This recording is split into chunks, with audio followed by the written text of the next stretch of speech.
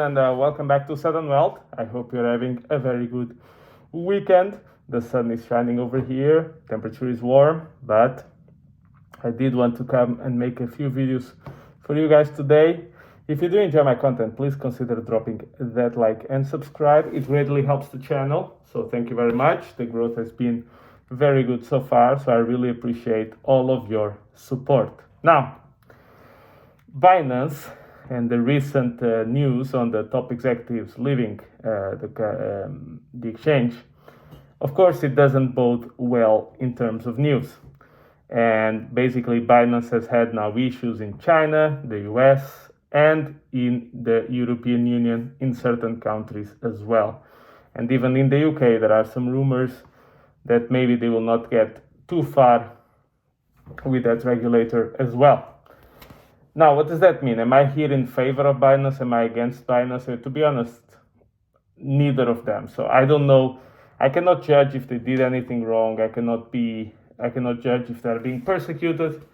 To me, it's impossible to tell.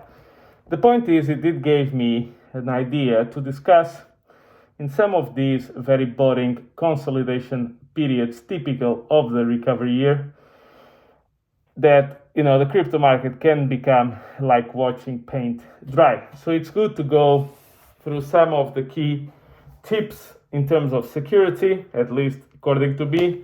This is what I do. You're free to do whatever you want. This is not financial or security advice of any sort. This is actually just what I do. Now, as I mentioned to you before, and I think, by the way, today I think it's the anniversary of Celsius stopping the withdrawals. So actually, this video makes a lot of sense. Now, there is nothing worse, in my opinion. I'm just imagining creating a generation wealth, or at least creating a substantial amount of money, and then having the money on an exchange, and the exchange goes bankrupt, stops withdrawals, and all the money that I would have made is now gone. So this happened to many people in Celsius, BlockFi, Voyager, FTX, so on and so forth. Now, so to me, there are a few things which are kind of rules and that I try to apply in order to prevent such things. Number one, this should be the basic of them all, never share your seed word recovery phrase with anybody. So if somebody comes to you on Telegram and they are official support from any project you're involved in, that's a scammer. Any DM, assume it's a scam, don't do anything, and you'll probably be fine. At least this is what I do, so it's up to you to decide if it makes sense or not. Number two, I do like to use crypto as it was intended, to remove counterparty risk, to remove middlemen, to ensure self-custody of my money. So I have nothing on exchanges. I have everything in the majority in cold storage and a little bit in hot storage. So hot storage that, I use MetaMask, and for cold storage, I have both Ledger and Trezor. One of the things, and this entails with the part 3 that I try to do, is to spread across multiple cold wallets in case one of them gets compromised. It's a big deal, but it's not the complete disaster for myself. Now, other principles is never connect your wallet to unknown websites or dApps or whatever, because you risk giving certain orders. And I guess that most of you, and including myself, are not qualified to read code to that level to understand if there's any mechanism to drain your wallet or you're giving permission for something. So I never connect my main wallets to websites that I don't trust. Now, what I do have is I have multiple other wallets in which they are dedicated just for things like that. So in case that there's something tricky about it, they have access to know anything of me. Now, I'm not talking about having one MetaMask with multiple accounts. I'm talking about actually having separate wallets. Then be careful with fake airdrops. these fake airdrops happen constantly on Twitter and and Telegram. These are all, I always assume they're complete BS and lies, so I never touch them, because once again, the likelihood that you're gonna get scammed is incredibly high. And eventually, my opinion, as the portfolio grows, you should have a computer. So by the way, never crypto in your phone, in my opinion.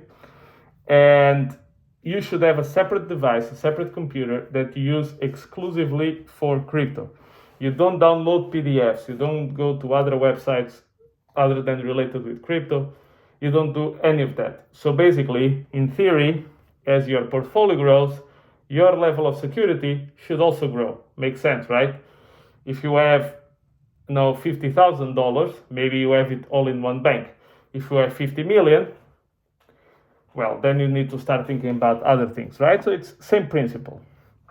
So in summary, what I do: never share seed words, phrases, recovery phrases, or anything. Never leave money on exchanges. Never connect to dApps or unknown websites. Never go for fake airdrops with my main wallets. Have multiple cold storage wallets.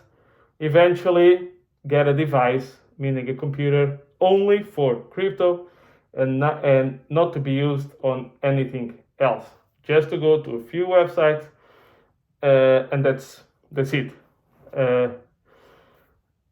Never do anything. Of course, avoid public Wi-Fi's and things like that, but I mean, that you should do regardless of crypto. And